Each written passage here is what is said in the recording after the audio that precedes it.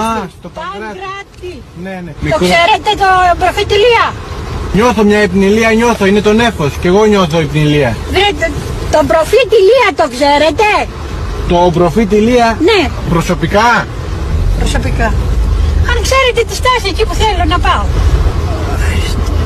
Έχουν απεργία τα λεωφορεία, τα τρόλεϊ. Έχετε αλλεργία στα τρόλεϊ? Απεργία! Ανεργία, πολύ μεγάλη ανεργία κυρία μου, πολύ μεγάλη. Απεργία, δεν κυκλοφορούνε. Απεργία. Ναι. Απεργία, ναι. Τα ρόλεϊ, αυτά που βάζουν.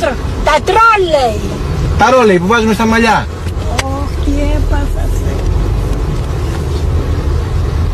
Τα κόλεϊ, τα σκυλιά, τα κόλεϊ λέτε? Όχι. Πού ακριβώς στο Παγκράτη? Στον προφήτη Ηλία, ακριβώς, στην εκκλησία. Αν έχω και αμνησία? Στην εκκλησία. Ναι, στην εκκλησία. Στον προφήτη Ηλία, ναι. Εκεί έχει μια εκκλησία, τον προφήτη Ηλία. Ναι, μπράβο, εκεί θέλω να πάω. Εκεί θέλετε να πάτε? Ναι. Και τόση ώρα γιατί δεν μου το λέτε και μου λέτε? Μα γιατί τόση ώρα σας το λέω στο Παγκράτη, στον προφήτη Ηλία. Όπως το λέτε έχετε δίκιο. Πώς? Δεν μιλάω. Μου είπατε κάτι? Όχι. Δεν έχετε να πείτε τίποτα εσείς? Δεν μιλάω.